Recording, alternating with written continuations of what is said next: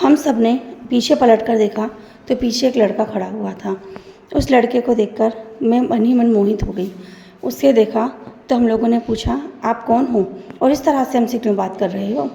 तो उसने कहा, मैं इस खेत में काम करता हूँ, मेरे पिताजी यहाँ काम करते हैं इस खेत में, और ये कुआं हम लोगों का ही है। क्या आपको समझ में नहीं आता है कि पानी की कितनी कमी है और आप लोग इस तरह से पानी फेंक रहे हो? क्या आपको शर्म नहीं आती? तभी अचानक मेरी सहेलियाँ कह पड़ी, तुम्हें समझ में आ रहा है कि तुम किससे बात कर रहे हो? ये माला है, हमारे गाँव के जमींदार की बेटी, और तुम इससे इस तरह से कैसे बात कर सकते हो? और हम कोई पानी नहीं फेंक रहे थे, ये माला फिसल गई थी जिससे कि इसके कपड़े गंदे हो गए थे। हम तो उसे धोने के लिए इसके ऊपर पानी डाल रहे थे। जैसे ही बिरजू ने सुना जमींदार की बेटी, वो अचानक हड़बड़ा गया। उसने सोचा कि मेरे पिताजी यहाँ जमींदार के लिए काम करते हैं। अगर उनकी बेटी ने जमींदार जी से शिकायत कर दी तो हो सकता है वो मेरे पिताजी को नौकरी से निकाल दे। यह सुनकर वह सकपका गया और बिरजू ने माला से कहा, मुझे माफ़ कर दीजिए, मुझे नहीं पता था आप कौन है और मुझे लगा आप लोग पानी फेंक रही हैं। दरअसल बात ये है ना, यहाँ पर पानी की बहुत कमी है। हम लोगों को भी पानी बड़ी मुश्किल से मिलता है, इसीलिए बड़ी मुश्किल से यहाँ पर एक कुआं बना है। और आप देखिए ना, इस कुएं में भी कितना कम पानी है। तो फिर इसीलिए यह सब सोचकर ही मुझे ऐसा लगा कि आप पानी फेंक रहे हैं और मैंने ऐसे ही चिल्ला दिया। मेरी सहेलियाँ तो उससे बोलने लगी कि पर आपने जो किया गलत किया, हम आपके लिए ना हम सरपंच जी से शिकायत भी कर सकते हैं। पर तभी अचानक माला ने बोला, नहीं, ये जो कह रहे हैं सही कह रहे हैं ना, हमें पानी फेंकना ही नहीं चाहिए। तो फिर इसमें इनकी क्या गलती हुई? हमें इनकी शिकायत नहीं करना चाहिए। ये जो है सही तो कह रहे हैं ना। बिरजू ने कहा, नहीं, मुझे माफ़ कर दीजिए, जो भी हो, मुझे आपसे इस तरह से बात नहीं करना था।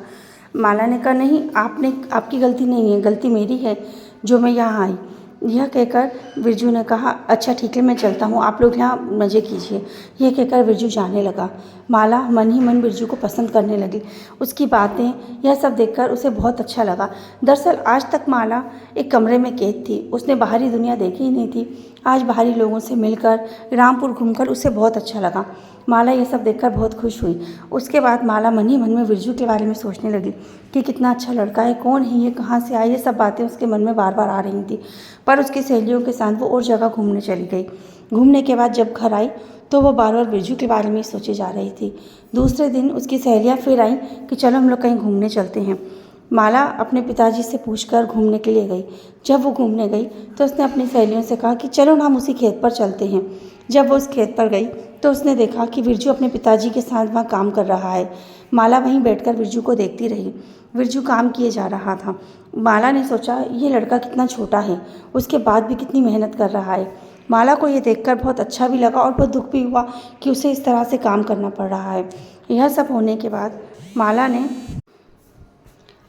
बिरजू को आवाज़ लगाई और कहा, सुनो, मुझे रामपुर घूमना है, क्या आप मुझे रामपुर घुमा सकते हो? तभी उसकी सहेलियाँ माला को ध्यान से देखने लगी और कहने लगी, हम भी तो तुझे रामपुर घुमा रहे हैं, हमें भी तो सब पता है, फिर तू इससे क्यों बोल रही है? माला ने उसे इशारा किया चुप रहने को। सब सहेलियाँ चुप हो गईं। बिरजू ने कहा, हाँ हाँ, मैं आपको घुमा सकता हूँ ना, चलिए हम घूमने चलते हैं, मुझे तो यहाँ के बारे में सब पता है, लेकिन पहले मैं अपने पापा के साथ थोड़ा सा काम कर लूँ, उसके बाद हम घूमने जाएंगे।